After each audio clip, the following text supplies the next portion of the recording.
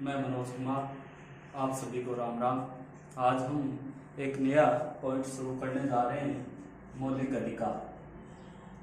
तो सबसे पहले हमें ये जानना होगा कि ये जो मौलिक अधिकार है, अपना पॉइंट आज का, कि कहाँ बना है, इसकी परिभाषा क्या है, किसने बनाया, उसके बाद किस देश ने ग्रहण किया और भारत ने इस मौलिक अधिकार को कहाँ से ग्रहण किया, ये अपना पॉइंट रहेगा। इसके बारे में हमें पढ़ना है। तो सबसे पहले इसकी परिभाषा आपसे पूछ ले कि मौलिक अधिकार की परिभाषा क्या होती है।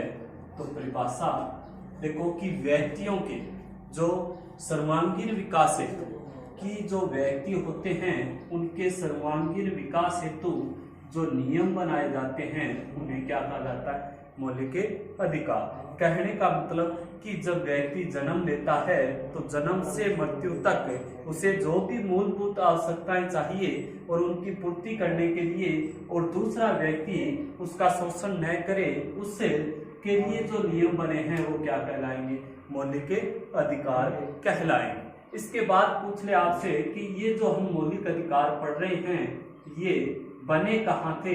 सबसे पहले तो बताओगे ब्रिटेन देश में, कि मौलिक अधिकार सबसे पहले बने थे ब्रिटेन देश में। ब्रिटेन देश का कहें तो 3 देशों का समूह है। कितने देशों का? 3। कि ब्रिटेन जो शब्द है वो 3 देशों का समूह है। 3 देशों में बात करें, एक इंग्लैंड, 2 नंबर पूछ ले स्कॉटलैंड, तीसरा इसका समूह है देश का आयरलैंड। इन 3 देशों के भाग को ब्रिटेन कहा जाता है। इन 3 देशों के भाग का शासक की बात करें 1215 में इन 3 देशों का शासक था जॉर्ज पंचम। जॉर्ज पंचम जब यहाँ का शासक था, महाराजा था या राजा था, उस दौरान इन 3 देशों में किसानों ने विद्रोह किया था, आंदोलन किया था। उस विद्रोह को इस जॉर्ज पंचम ने 1215 ईस्वी किसान विद्रोह को दबाने के लिए एक मेगना कार्टा बनाया था। मेगना कार्टा, इसी मेगना कार्टा को नाम दिया आगे चलकर मौलिक अधिकार। तो इस आधार पे हम कह सकते हैं कि विश्व में सबसे पहले जो मौलिक अधिकार बने थे वो बने थे ब्रिटेन देश में। जॉर्ज पंचम ने बनाए थे 1215 ईस्वी में, और यही मेगना कार्टा मौलिक अधिकार कहलाए। तो इस जॉर्ज पंचम ने जो नियम बनाए थे, एक मेगना कार्टा लेके आए थे किसान आंदोलन पे, उनको कहीं उल्लेख नहीं किया था, कहीं लिखा नहीं था। इसलिए कहा जाता है कि विश्व में सबसे पहले अलिखित मौलिक अधिकार कहाँ बने। विश्व में सबसे पहले अलिखित मौलिक अधिकार बने ब्रिटेन में। अब देखो, इसके बाद कहा जाता है कि ब्रिटेन से इधर एक देश है अमेरिका, कि ब्रिटेन से ग्रहण करने वाला मौलिक अधिकार सबसे पहले देश कौन सा हो गया? अमेरिका। ब्रिटेन से ग्रहण किए थे विश्व में सबसे पहले इस देश से अमेरिका ने सबसे पहले विश्व में सबसे पहले लिखित मौलिक अधिकार बनाए थे। क्वेश्चन 2 हो गए, एक हो गया अलिखित। अलिखित किसका हो गया? ब्रिटेन का। अब दूसरा क्वेश्चन है कि लिखित। क्वेश्चन है अलिखित आ जाए ब्रिटेन, लिखित आ जाए अमेरिका। विश्व में सबसे पहले लिखित मौलिक अधिकार कहाँ बने? अमेरिका में। तो ये तो हो गई इसकी उत्पत्ति के बारे में कि कहाँ बने, उसके बाद किसने ग्रहण किए। हमें पढ़ना है भारत का। भारत की बात करें, भारत की, कि भारत में सबसे पहले जब भारत आजाद नहीं हुआ था, उससे पहले भारत और पाक साथ थे, उस दौरान आंदोलन चल रहे थे, स्वतंत्रता आंदोलन। उस आंदोलन के दौरान एक व्यक्ति हुआ था बाल गंगाधर तिलक। बाल गंगाधर तिलक क्या कहता है 1895 में, कि बाल गंगाधर तिलक कहता है 1895 में कि भारत को मौलिक अधिकारों की आवश्यकता है। तो क्वेश्चन क्या पूछा जाएगा कि आपसे, भारत में सबसे पहले मौलिक अधिकारों की मांग करने वाला व्यक्ति कौन था? बाल गंगाधर तिलक। आपसे पूछ ले क्वेश्चन की सबसे पहले मांग किसने की? भारत में बाल गंगाधर तिलक ने। कब की? 1895 में। पूछा जाता है किसमें की, तो बताओगे स्वराज्य विधेयक, कि स्वराज्य विधेयक में सबसे पहले मांग की मौलिक अधिकारों की बाल गंगाधर तिलक। इसके बाद 2 नंबर नाम आता है मोतीलाल नेहरू। मोतीलाल नेहरू ने 1928 में नेहरू रिपोर्ट प्रकाशित की थी। नेहरू रिपोर्ट कि पंडित मोतीलाल नेहरू ने 1928 में नेहरू रिपोर्ट प्रकाशित की। इस रिपोर्ट में ये सबसे पहले भारत में प्रथम व्यक्ति मौलिक अधिकारों का उल्लेख करने वाला है। आपसे पूछ ले कि भारत में मौलिक अधिकारों का उल्लेख किसने किया, तो उल्लेख बताओगे पंडित मोतीलाल नेहरू ने। कब किया? 1928 में। इसमें किया? नेहरू रिपोर्ट में किया। अब ये 2 व्यक्ति हो गए। इसके बाद भारत 1947 में आजाद हो जाता है। आजाद होने के बाद मौलिक अधिकारों को भारत में अपनाने की प्रक्रिया तेज गति से प्रारंभ हो जाती है। सभी को यह अनुभव होने लग जाता है कि हमें किसकी आवश्यकता है? मौलिक अधिकारों की। अधिकार चाहिए तो मौलिक अधिकार लाने के लिए 2 समितियां बनाई गई थी। कितनी समितियां? 2 समितियां। कि भारत में मौलिक अधिकारों को लागू करने के लिए कितनी समितियां बनाई गई थी? 2। पहली समिति का नाम पूछ लिया आपसे तो बताओगे। पहली समिति का नाम है मौलिक अधिकार समिति। मौलिक अधिकार समिति। अब आपसे पूछ ले कि मौलिक अधिकार जो समिति थी इसका अध्यक्ष किसे बनाया? कि भारत में मुख्य मौलिक अधिकार किससे बने? मौलिक अधिकार समिति से। अब मौलिक अधिकार समिति का जो अध्यक्ष होता है, आपसे पूछ ले कि इसका अध्यक्ष कौन था? मौलिक अधिकार समिति का अध्यक्ष बताओगे सरदार वल्लभ भाई पटेल। कि भारत में मौलिक अधिकार बने थे 2 समितियों के माध्यम से। मौलिक अधिकार समिति, इसका अध्यक्ष सरदार वल्लभ भाई पटेल को बनाया गया था। दूसरी जो समिति बनाई गई थी उसका नाम दिया था उप मौलिक अधिकार। क्या नाम दिया था? उप मौलिक अधिकार। तो भारत में मौलिक अधिकार 2 समितियों से बने, मौलिक अधिकार समिति और उप मौलिक अधिकार समिति। मौलिक अधिकार समिति का अध्यक्ष सरदार वल्लभ भाई पटेल। उप मौलिक अधिकार समिति का अध्यक्ष बन गया जेपी कृपलानी। तो इन 2 व्यक्तियों की देखरेख में 2 समितियां बनी। दोनों जो अध्यक्ष थे इन्होंने भारत में क्या बनाए? मौलिक अधिकार बनाए। इन मौलिक अधिकारों की बात करें कि जो मौलिक अधिकार बने हैं भारत देश में, ये हमने कहां से ग्रहण किए हैं, किस देश से लिए, या कौन से भाग में है संविधान के, कितने अनुच्छेदों में वर्णन है। तो आपसे क्वेश्चन पूछ ले कि भारत में मौलिक अधिकार कितने समितियों के माध्यम से बने, तो 2 समितियों के माध्यम से। अब पूछा जाता है कि भारत ने ग्रहण कहां से किए? ग्रहण की बात करें, अलिखित मैंने बताया था सबसे पहले ब्रिटेन देश में, फिर बताया था लिखित बने अमेरिका में। इसके बाद पूछ ले ग्रहण, भारत ने ग्रहण किया है मौलिक अधिकार अमेरिका से। किस देश से?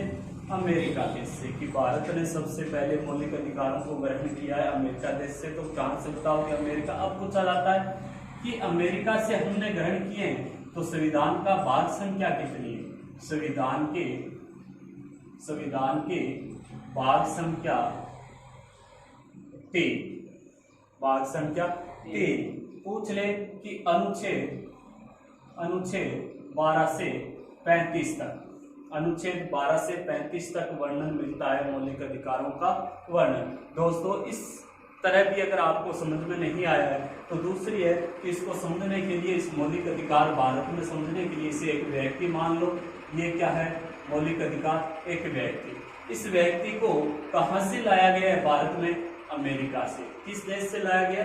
अमेरिका देश से। अब पूछा जाता है कि ये व्यक्ति था, 3 देशों का राजा था। जॉर्ज पंचम 1215 ईस्वी में जन्म लिया था इसने, इसे नहीं अपनाया, विकलांग था तो अमेरिका ने अपनाया। अब भारत लेके आ रहा है तो आने के बाद ये भारत में रहने के लिए क्या लेगा? जगह लेगा। Plot number 3। प्लाट नंबर कितना ले लिया? 3। अब रहने के लिए इसे प्लाट मिल गया तो उसमें मकान भी चाहिए। मकान आपसे पूछ लिए 12 से 35 तक। तो सीधी सी साधारण भाषा में हो गया कि भारत ने अमेरिका से लिया इसे। संविधान की भाग संख्या 3 में अनुच्छेद 12 से 35 तक वर्णन किसका मिलता है? मौलिक अधिकारों का वर्णन मिलता है। अब पूछा जाता है कि ये कुल हैं कितने? मौलिक अधिकार 1947 के समय कितने थे? 7 बनाए गए थे। कि 1947 के समय कुल मौलिक अधिकार 7 बनाए गए थे। मैं आपको नाम बता रहा हूं। देखो सबसे पहला जो है वो है समानता का अधिकार। समानता का अधिकार। पहला मौलिक अधिकार कौन सा है? समानता का अधिकार। दूसरा आपसे पूछ ले समानता के बाद स्वतंत्रता का अधिकार, स्वतंत्रता का अधिकार। 3 नंबर मौलिक अधिकार आपसे पूछ ले तो बताओगे शोषण के विरुद्ध अधिकार, शोषण के विरुद्ध अधिकार। 4 नंबर पूछ ले आपसे तो बताओगे धार्मिक स्वतंत्रता का अधिकार। इसके बाद 5 नंबर आपसे पूछ ले धार्मिक स्वतंत्रता के बाद कि कौन सा है तो बताओगे आप। 5 नंबर है मौलिक अधिकार शिक्षा व सांस्कृतिक अधिकार, सांस्कृतिक अधिकार। 6 नंबर जो था 1947 में बनाया गया था उसका नाम है संवैधानिक उपचारों का अधिकार, संवैधानिक उपचारों का अधिकार। 7 नंबर जो उस दौरान बना था 1947 में 2 समितियों के माध्यम से वो था संपत्ति का अधिकार, संपत्ति का अधिकार। तो 1947 में जिस समय भारत में मौलिक अधिकार अपनाए गए थे, बनाए गए थे, कितने बनाए गए थे? 7 बनाए गए थे। अगर आपको इस तरह से न समझ में आया तो ये हमने क्या माना था, पहले इसी में एक व्यक्ति माना था, तो व्यक्ति भारत में रहना शुरू कर देता है प्लाट नंबर 3 अनुच्छेद या कहने का मतलब कमरा नंबर 12 से 35 तक। अब ये रह रहा है तो इसके कितने पुत्र उत्पन्न हुए? भारत में रह रहा है 7 बेटे हुए, 7 पुत्र हुए। कितने पुत्र बताओगे? 7 के मौलिक अधिकार के 7 बेटे थे। तो जो जन्म लेता है वो मरता है। निश्चित हम इस बात को पढ़ते हैं तो इसका एक पुत्र था संपत्ति का अधिकार, जिसने जन्म लिया बीमार हो गया तो इसका मरना भी निश्चित था। तो ये वर्तमान में अब पूछा जाता है कि इसे वर्तमान में हटा दिया गया, वर्तमान में हटा दिया गया। तो इसे हटाने के बाद संपत्ति के अधिकार को हटाने के बाद वर्तमान में कुल कितने मौलिक अधिकार बचे? तो 6। कितने बताओगे? 6। वर्तमान में मौलिक अधिकार 6 हैं तो कितने पुत्र रह गए? 6। जो जन्म लेता है वो मरता है। हमारे घर में किसी पूर्वज की मृत्यु होती है, हम उसकी सन वगैरह लिखते हैं। उसी प्रकार इसको याद रखने के लिए कि इसे हटाया गया 44 में संविधान संशोधन द्वारा। आपसे पूछ ले कि संपत्ति का जो अधिकार है इसे किसके माध्यम से हटाया गया? 44वें संविधान संशोधन द्वारा। पूछ ले सन पूछ ले तो आप बताओगे 1979 द्वारा कि संपत्ति के अधिकार को 44वें संविधान संशोधन 1979 द्वारा हटा दिया गया। अब कुछ बुकें हमें बताती है यही सन 1978, ये भी मान्य। अगर 1978 आ जाए तो ये भी सही करनी होगी आपको। 1979 है तो ये भी मान्य।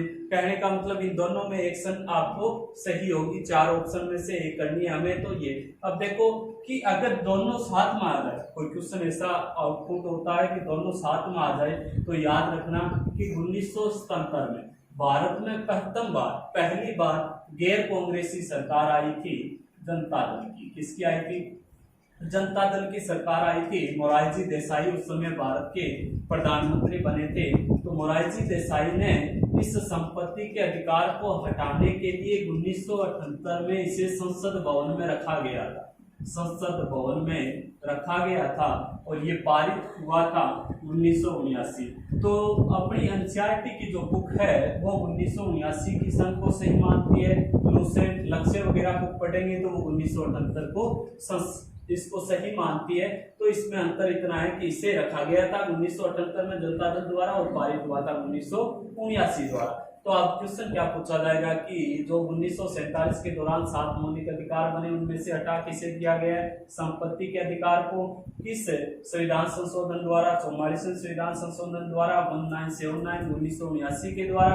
पूछ ले दूसरी सन 1978 भी आपको याद रखनी होगी क्योंकि 1978 में इसे संसद में रखा गया, 1979 द्वारा हटाया गया। इसके अलावा पूछा जाता है कि इसका वर्णन कौन से अनुच्छेद में था? तो बताओगे अनुच्छेद 31 की संपत्ति का जो अधिकार है इसका वर्णन था अनुच्छेद 31 में। क्वेश्चन क्या पूछा जाएगा कि संपत्ति वर्तमान में कौन से मौलिक अधिकार के अनुच्छेद को निरस्त कर दिया गया, निरस्त या डिलीट कर दिया गया? क्वेश्चन क्या पूछा जाएगा कि वर्तमान में किस मौलिक अधिकार के अनुच्छेद को डिलीट या निरस्त कर दिया गया, अनुच्छेद 31 को निरस्त कर दिया गया है, क्योंकि संपत्ति का जो अधिकार है इसका वर्णन किस में था, अनुच्छेद 31 में था।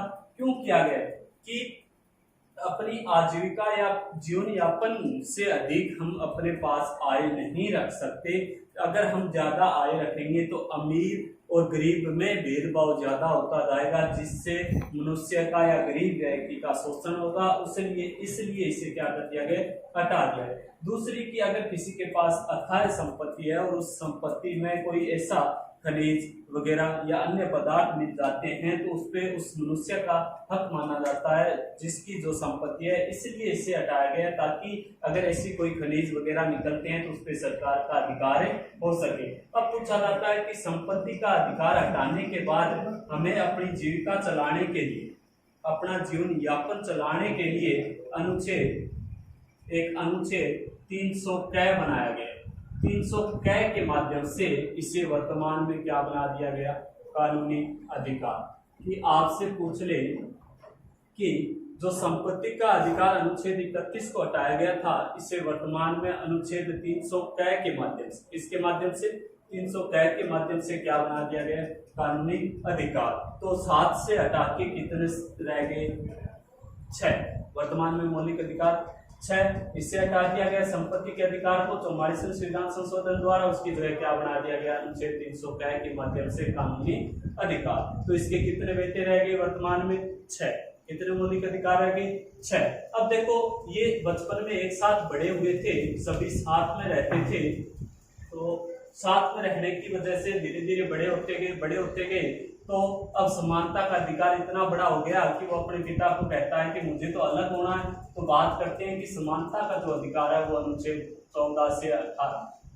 अब आपसे पूछ लिए समानता का जो अधिकार है, मौलिक अधिकार, उसका वर्णन मिलता है अनुच्छेद 14 से 18। स्वतंत्रता का अधिकार है, इसका वर्णन मिलता है 19 से 22। अनुच्छेद 19 से 22 किसका वर्णन मिलता है, स्वतंत्रता के अधिकार। पूछ ले शोषण के विरुद्ध जो अधिकार है, इसका वर्णन मिलता है अनुच्छेद 23 और 24 में। अनुच्छेद 23 और 24 में शोषण के विरुद्ध जो मौलिक अधिकार है उसका वर्णन मिलता है। इसके बाद पूछ ले कि 25 से 28, अनुच्छेद 25 से 28 वर्णन मिलता है धार्मिक स्वतंत्रता का अधिकार। पूछ ले 29 और 30 में वर्णन मिलता है शिक्षा व सांस्कृतिक अधिकार। पूछ ले अनुच्छेद 32 में वर्णन मिलता है संवैधानिक उपचारों का अधिकार। अनुच्छेद 14 से 18 समानता का अधिकार, अनुच्छेद 19 से 22 स्वतंत्रता का अधिकार, 23 और 24 में शोषण के विरुद्ध अधिकार, 25 से 28 धार्मिक स्वतंत्रता का अधिकार, 29 और 30 में शिक्षा व सांस्कृतिक अधिकार, 32 में संवैधानिक उपचारों का अधिकार। अनुच्छेद 31 हम पहले क्या कर चुके हैं, निरस्त कर चुके हैं संपत्ति के अधिकार को। तो अब बात करें कितने रह गए, इसके अलावा 12, 13 और 31 हमने डिलीट कर दिया, और कितने रह गए 33, 34 और 35। इनकी भी बात करेंगे साथ साथ में, इनकी चर्चा करते हुए इनकी बाद में चर्चा करेंगे। 12, 13, 33, 34 और 35 की भी चर्चा करेंगे। अगर इसी तरह आपको समझ में आया कि 6 पुत्र बड़े हो गए, बड़े होने के बाद घर बड़ा हो जाता है तो सभी अलग अलग होते हैं, तो समानता का अधिकार अलग हुआ 14 से 18 कमरों में, स्वतंत्रता का अधिकार है वो अलग हुआ 19 से 22 वाले कमरों में, शोषण के विरुद्ध है वो अलग हुआ 23 और 24 नंबर कमरे में, धार्मिक स्वतंत्रता का अधिकार 25 से 28 वाले कमरे में अलग हुआ, शिक्षा व सांस्कृतिक 29 और 30 में, संवैधानिक उपचारों का अधिकार है वो कमरा नंबर 32 में। अब सबसे बड़ा जो उत्तर था चुना गया है, समानता का अधिकार लिया गया है। पहला मौलिक अधिकार आपसे क्वेश्चन पूछ ले कि सर्वप्रथम समानता के अधिकार को क्यों चुना गया, क्योंकि जिस दौरान भारत आजाद हुआ था उस दौरान सभी को समान करने के लिए, एक स्थायित्व दर्जा देने के लिए, एक साथ लाने के लिए समानता के अधिकार को सबसे पहले स्थान दिया गया, ताकि किसी के साथ कोई भी किसी भी प्रकार का भेदभाव